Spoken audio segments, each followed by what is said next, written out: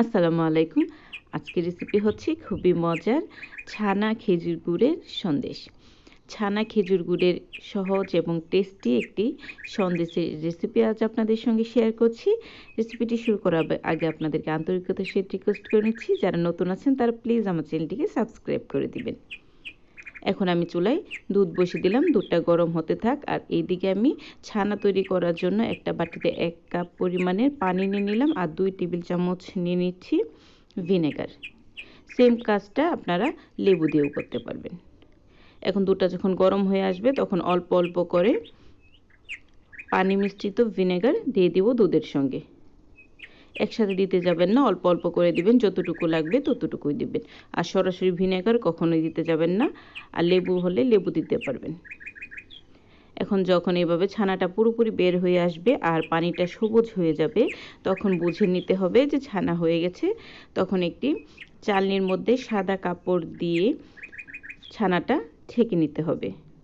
আর ছানা ছাকার ক্ষেত্রে, পানিটা ফেলানোর ক্ষেত্রে অবশ্যই সাদা কাপড় ইউজ করবেন।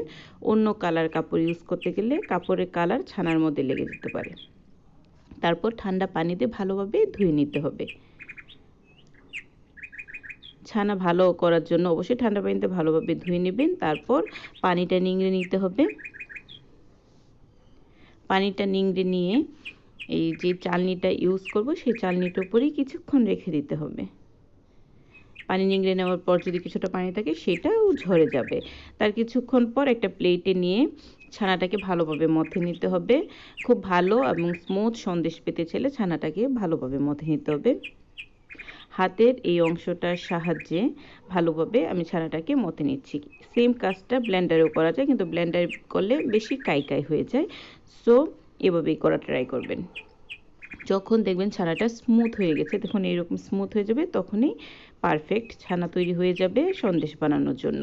এখন প্যানে আমি 1 কাপ পরিমাণের ছানার জন্য দিয়ে দিচ্ছি 1/3 কাপ পরিমাণের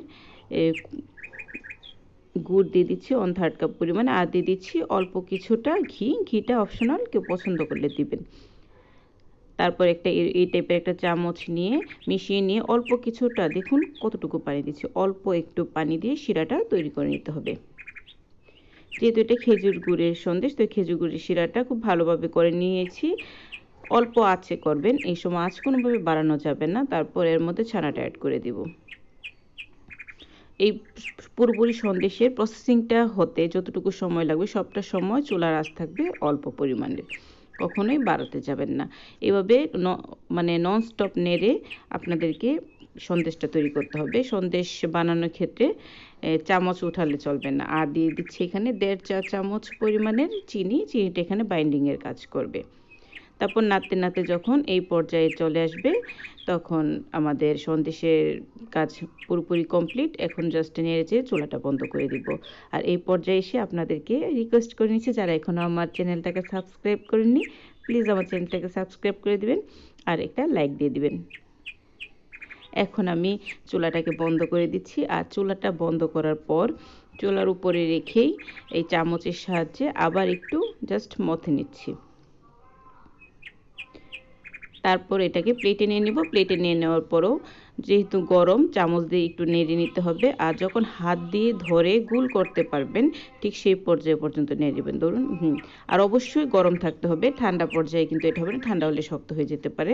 তাই যখন এই শেপে এনে এই টাইপের সাঁচের মধ্যে দিয়ে আমি শেপে নিয়ে আসছি।